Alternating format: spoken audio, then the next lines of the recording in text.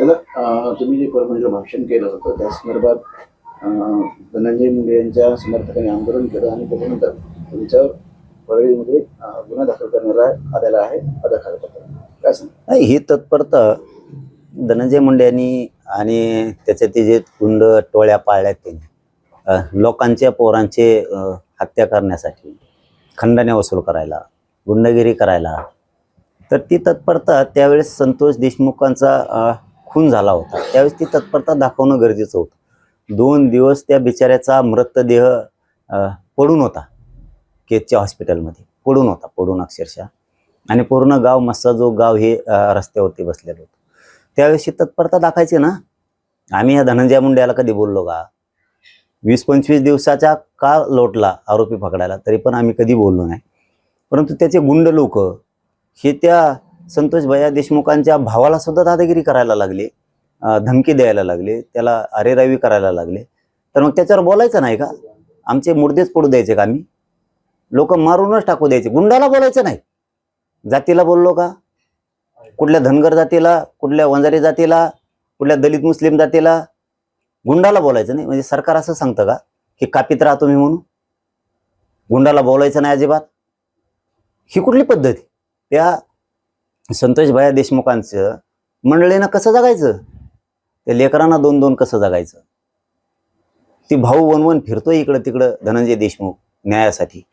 आज त्याला जर धमक्या यायला लागल्या तर एवढा मोठा समाज असून मायबापाच्या भूमिकेत समाज येणार नाही का? त्या लेकराला पाठिंबा नाही द्यायचा, पाठबळ नाही द्यायचं, गुंडाला पण बोलायचं नाही? ही कुठची पद्धत यांची? ही संघटित गुन्हेगारी, हे नेटवर्क टोळीचं प्रचंड मोठं उभा केलं यांनी. हे याचा नायनाट नाही झाला पाहिजे, आणि त्यांच्या जातीच्या लोकांना वाटत नाही का याचा नायनाट झाला पाहिजे? याच्यात ओबीसी मराठ्याचा संबंध काय?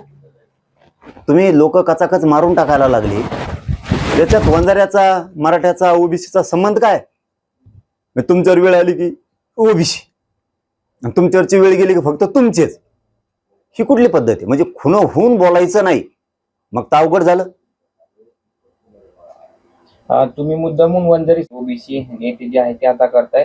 लढाई आता आरक्षणाची राहिली नाही असाही आरोप ओबीसी नेते करतायत. अरे आरक्षणाचीच आहे ही लढाई, आरक्षणाचीच आहे. आरक्षणाची लढाई कमी कधीच होणार नाही.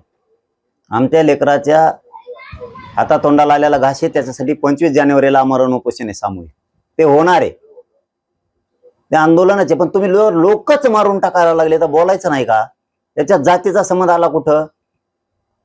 याच्या जातीचा संबंधाचा काय संबंध? हे काय? हे धनंजय मुंड्या जातीय तेढ निर्माण करायला लागला राज्यात, जाणून बुजून. कारण टोळ्या तो पाळतो, गुंड खंडाने वसुले करणारे तो पाळतोय, आणि नावं दुसऱ्याला ठेवायला लागलाय, जातीवादी दुसऱ्याला समजायला लागलाय. आता आंदोलनात का उभा करायला लागला धनंजय मुंड्या? फोन करायला लागला, परत ओबीसी नेत्याला फोन करून सांगतो माझ्याकडून उठा म्हणून, बोला. जातीय तेढ ह्यो करायला लागलाय, कारण लोक याचे लोक मारून टाकणार. आणि संयम आम्ही, गुंडाला बोलायचं पण नाही आम्ही. वा, म्हणजे तुम्ही आमचे लोक मारू टाकायला लागला तरी बोलायचं नाही? तुम्हाला आमच्याकडून धक्का सुद्धा लागत नाही कधी, तरी तुम्ही आमच्याच लोकांवरती दादागिरी करणार? हे कस काय सहन होणार आणि कस काय समाज सहन करीत? मी गरिबासाठी लढणार आहे, मी हटणार नाहीये, मराठ्यांसाठी लढणार आहे. एबीपी माझा, उघडा डोळे बघा नीट.